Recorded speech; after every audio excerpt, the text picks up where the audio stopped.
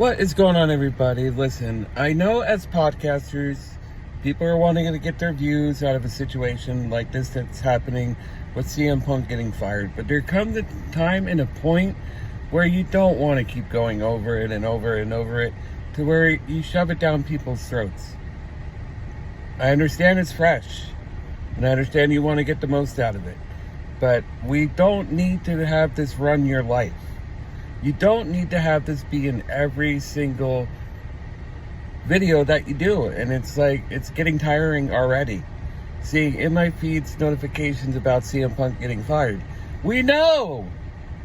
We already know there's not going to be any new takes you can do that's going to be different from the other person that did it. We know that he's fired. Did we want him to be fired? No, because there's so many more things that CM Punk could have done in AEW, but unfortunately we're not going to get to see him because he couldn't keep his mouth shut. He couldn't stay out of trouble. He was saying all kinds of stupid shit. And so it is what it is. AEW, I will say, is going to just be fine. They will be fine without CM Punk. You're saying, oh no, he's their top merchandise seller. That may be. But the ratings were staying the same. The buy rates were staying the same before Punk than when we had Punk today. You'd be like, oh no, that's not true. They went up. Maybe a little, but he wasn't really the game changer that we thought he was going to be. AEW was still hanging around the same amount of viewership each and every week that he was on the show. So why would Tony Khan keep paying him all this money to not produce? Let's just say he had no behavioral problems. Let's say he was doing everything right. He was being a good little soldier. When you put your investment in somebody, you want to see results, especially if you're paying somebody that much money. And Tony Khan was paying him more than everybody on the roster. So if I'm a boss, after a year, I'm going to look at it and then look at my numbers and be like, what am I paying this guy for? We were doing the same without him. I could be using that for an MJF or an Adam Cole or somebody that does show up to work every week that doesn't give me any problems versus someone who does. So there's a lot of moving parts in this situation. It isn't just his behavioral issues. You got to get a return on your investment. And if you're not getting a return on your investment, whether the cable networks want it bad or not, you got to put your foot down and just say, hey, I can't do this anymore. I'm putting everybody else on the back burner, sitting on the bench to have this guy the focal point of my show, and he's not delivering. He may be delivering excitement in the ring and with the live audience and the people on social media, but as far as the business side of things, he's not generating anything. That's just my opinion. I don't think he's generating enough to where you want to keep paying him $5 million. I'm sorry, that's just my opinion.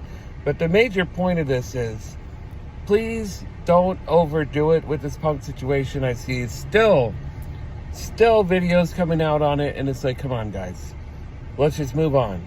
There's other things in the world to talk about besides CM Punk.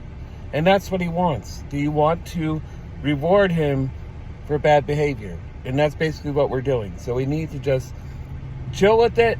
I know he's a draw. I know he is. I know he brings a lot of views to no matter what video you do. If you have CM Punk in the video, it's going to be successful. No matter who you are. You could be a Joe Schmo with 2 subscribers and get 1,000 views talking about CM Punk. I get it. I understand it. But we do need to find something else to do. You got football around the corner. Do we really want to be talking about CM Punk getting fired when you got the NFL starting on Thursday? No! There's plenty of other things going on in the world. So please take my advice. Don't overkill it. Don't shove it down people's throats about it.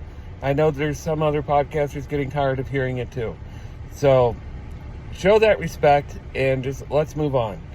Anyways, if you guys can, I'd really appreciate it if you could hit the thumbs up on this video if you enjoyed what I had to say here. And also subscribe. We're only 2 subscribers away from 2,250. I'd really appreciate that. And thank you for the love and support. Thank you, JD. Thank you, Jesse, for the kind words last night. I really appreciate it. Sometimes maybe my mistake is I take this too seriously. And I feel down about everything. So I apologize, guys. I just didn't want to bring any negativity to the show, so I just felt it was best that I stayed to myself. But anyways, I love you guys. I hope you have a great Labor Day, and we'll see what happens from here on out.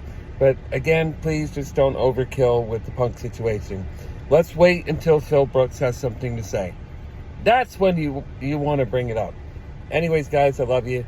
Take care, and I'll talk to you soon.